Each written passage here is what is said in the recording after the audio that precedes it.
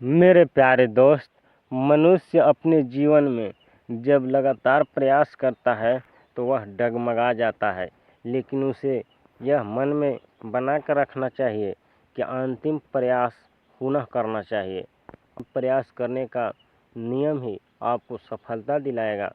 एक समय की बात है, एक राज्य में एक प्रतापी राजा राज करता था। एक दिन उसके दरबार में एक विदेशी आगंतुक आया और उसने राजा को एक सुंदर पत्थर उपहार स्वरूप प्रदान किया।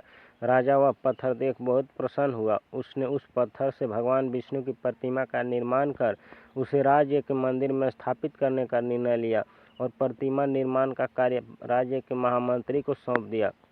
महामंत्री गांव के सर्वश्रेष्ठ मूर्तिकार के पास गया और उसे वह पत्थर देते हुए बोला, महाराज, मंदिर में भगवान विष्णु की प्रतिमा स्थापित करना चाहते हैं।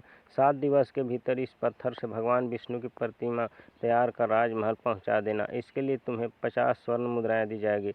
50 स्वर्ण मुद्राओं की बात सुनकर मूर्तिकार खुश हो गया और महामंत्री के जाने के उपरांत प्रतिमा का निर्माण कार्य प्रारंभ करने के उद्देश्य से अपने औजार निकाल लिए। अपने औजारों में से उसने एक हथौड़ा लिया और पत्थर तोड़ने के लिए उस पर हथौड़े से वार करने लगा, किंतु पत्थर जस का तस रहा। मूर्तिकार ने हथौड़े के कई वार पत्थर पर किए, किंतु पत्थर नहीं टूटा।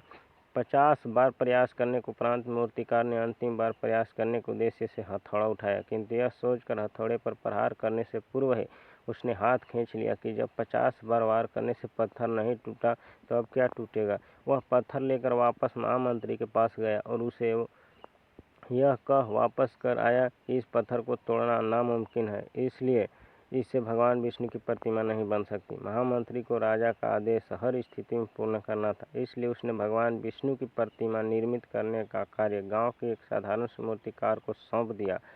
पत्थर लेकर मूर्तिकार ने महामंत्री के सामने ही उस पर हथौड़े से प्रहार किया और वह पत्थर एक बार में ही टूट गया।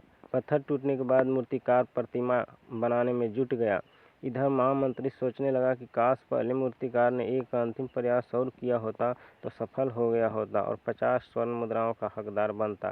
सीख मित्रों, हम भी अपने जीवन में ऐसी परिस्थितियों से दो चार होते रहते हैं।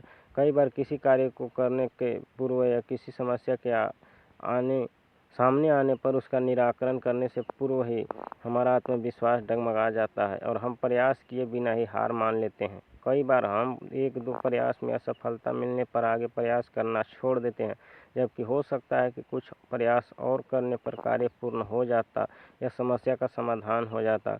यदि जीवन में सफलता प्राप्त करनी है तो बार बार असफल होने पर भी तब तक प्रयास करना नहीं छोड़ना चाहिए जब तक सफलता नहीं मिल जाती। क्या पता जिस प्रयास को करने के पूर्व हम हाथ खींच ले वही हमारा अंतिम प्रयास हो और उसमें हमें कामयाबी प्राप्त हो जाए। इस बात के हुए और लगातार प्रयास करना चाहिए, लगातार संघर्ष करते हुए और मनुष्य को आगे की ओर बढ़ना चाहिए।